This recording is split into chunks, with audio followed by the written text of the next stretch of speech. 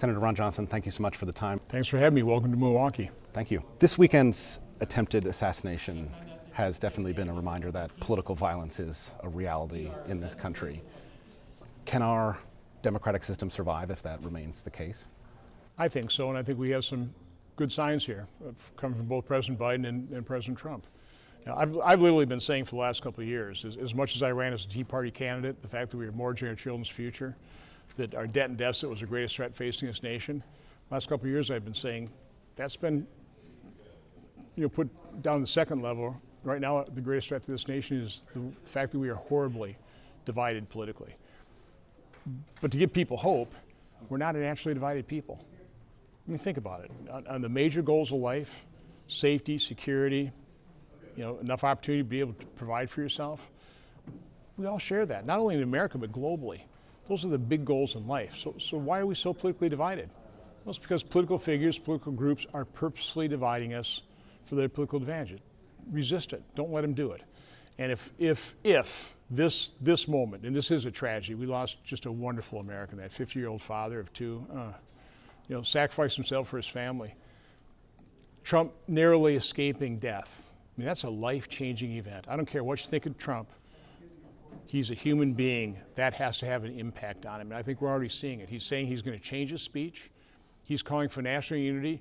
President Biden went on TV last night calling for unity. Now, 8 times in his inaugural address, he said that was his number one goal. I'd argue he's done the exact opposite, but okay. Now, they're both saying the same thing, and I welcome it, and I hope we can accomplish it. Are you saying politicians should be admitting they've helped us raise the temperature? I mean, you can't paper over the problems. You can't paper over the fact that Democrat ideology and policies are literally destroying this country. I believe that. I tell people what I believe. But I also believe that Democrats, even though they're misguided and they have bad policies, bad ideology, I think they love this country. I think they realize how rare and precious this is in the span of human history. I think they want to save it. So again, being a business guy, you know right away, you don't get very far in business arguing all the time. You find areas of agreement. You got a product, I want to buy it, we agree on that. Now we'll haggle over the price. So I think there's an approach to politics. You don't have to be bombastic. You don't have to be, again, use vitriol. Let's talk honestly. Let's talk genuinely. Let's admit we have these problems and work together to fix them. Do you feel the temperature coming down a little bit this week? Are you revising your script? Or do you get the sense your collegues are revisiting how they message this? Again, I am going to point out the differences. That's perfectly legitimate. I will say I've taken out a couple of lines. Okay? Can you tell me more? What motivated those changes? No, because I've taken the lines out, so I'm not going to say them. But it suggests maybe certain hyperbole isn't necessary to draw contrasts. I guess it suggests that. It's all in the same time. Again, I have been saying this for a couple of years. This isn't new to me. I really appreciate the fact that President Trump is going to now lead the effort. He's obviously got a much larger voice than I have. So I've been saying it for a couple of years. I welcome him joining in and saying we have to unify and heal this nation. Do you believe I'm we'll carry out the work of governing or running for president differently, and that this changes the political system in this country? I don't think so. I really don't want to see it. I mean, obviously we need security in venues like this. I don't want to live in a security state. I don't. I don't think about it truthfully. We all accept potential risk. Life is risky.